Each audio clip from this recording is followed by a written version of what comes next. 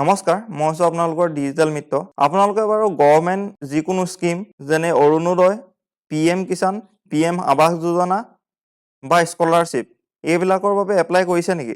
যদি এপ্লাই কৰিছে, আপোনালোকে মোবাইলতে এই কামটো কৰি ৰাখক। যদি এই কামটো কৰি নাৰাখে, গভৰ্ণমেণ্টৰ পৰা যদিও চিলেক্ট হয় আপোনাৰ নাম, তথাপিতো আপোনাৰ একাউণ্টত পইচা নোসোমাব পাৰে। ইয়াৰ নামটো হৈছে DBT, মানে ডাইৰেক্ট বেনিফিট ট্ৰান্সফাৰ। যদি আপোনালোকে অলৰেডি কোনোবা গভৰ্ণমেণ্ট স্কিমৰ আণ্ডাৰত পইচা পাই আছে আৰু সেই পইচা একাউণ্টত আহি আছে, তেতিয়াহ'লে এই কামটো কৰাৰ প্ৰয়োজন নাই। যদি নাই অহা, এই কামটো কৰি ৰাখক। তেতিয়া যেতিয়াই আপোনাৰ নাম চিলেকশ্যন হ'ব আৰু পইচা ট্ৰান্সফাৰ হ'ব, অট'মেটিক আহি আপোনাৰ একাউণ্টত সোমাই যাব। কেতিয়াবা জব কাৰ্ডৰ পইচাও আপোনাৰ একাউণ্টত নোসোমায়। এই প্ৰব্লেমটোৰ কাৰণে জব কাৰ্ডৰ পইচাও নোসোমোৱাকৈ থাকি যায়। ইয়াক কয় DBT লিংক বা ডাইৰেক্ট বেনিফিট ট্ৰান্সফাৰ। এই কামটো কৰিবৰ বাবে মোবাইলত বা কম্পিউটাৰ যিকোনো ব্ৰাউজাৰত গৈ npci বুলি টাইপ কৰি চাৰ্চ কৰিব। যিটো প্ৰথম ৱেবছাইট আহিব, national payment corporation of India NPCI, ইয়াত ক্লিক কৰি দিব। তেতিয়া এই ইণ্টাৰফেচটো খোল খাব। ইয়াতে যিটো কনজিউমাৰ বুলি অপশ্যন দেখিব, ইয়াত ক্লিক কৰিব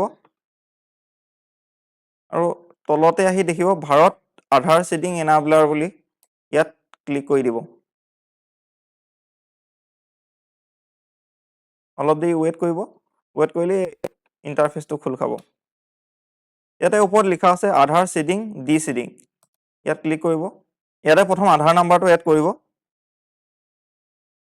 ৰিকুৱেষ্ট ফৰ আধাৰ চিডিঙত ক্লিক কৰিব। যদি আগতে কোনোবা বেংকত কৰা আছিলে আৰু এতিয়া নতুন বেংকলৈ কৰিব বিচাৰে, তেতিয়া movement from one bank to another bank কৰিব। মই ফ্ৰেছ চিডিং কৰিম, মানে একদম প্ৰথম কৰিম। গতিকে ফ্ৰেছ চিডিঙত ক্লিক কৰি যিটো বেংক আপোনাৰ আছে সেই বেংকটো ইয়াৰ পৰা চিলেক্ট কৰিব। ইয়াতে একাউণ্ট নাম্বাৰটো টাইপ কৰিব। পুনৰ ইয়াতে কনফাৰ্ম একাউণ্ট নাম্বাৰত সেই একাউণ্ট নাম্বাৰটোকে টাইপ কৰি দিব। তাৰপিছত এই চেক মাৰ্কটো টিক কৰি কেপচাটো ফিল আপ কৰিব আৰু ছাবমিটত ক্লিক কৰি দিব। এতিয়া ছাবমিটত ক্লিক কৰিব, এটা টাৰ্মছ এণ্ড কণ্ডিশ্যন আহিব। একেবাৰে তললৈ যাব।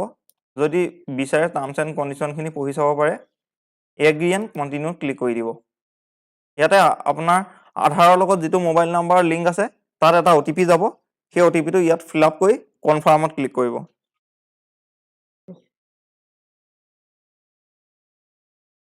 ছাবমিট কৰি আকৌ এবাৰ কনফাৰ্ম কৰিবলৈ আহিব। কনফাৰ্মত ক্লিক কৰি দিব।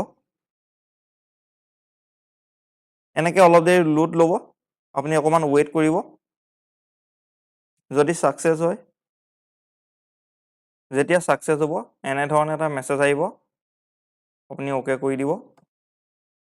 আৰু 2 বা 3 দিনৰ ভিতৰত, মানে 72 ঘণ্টা লয়, 72 ঘণ্টাৰ ভিতৰত আপোনাৰ DBTটো বা আধাৰ চিডিংটো ছাকচেছ হৈ যাব।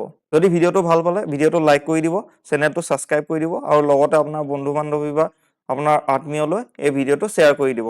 ধন্যবাদ।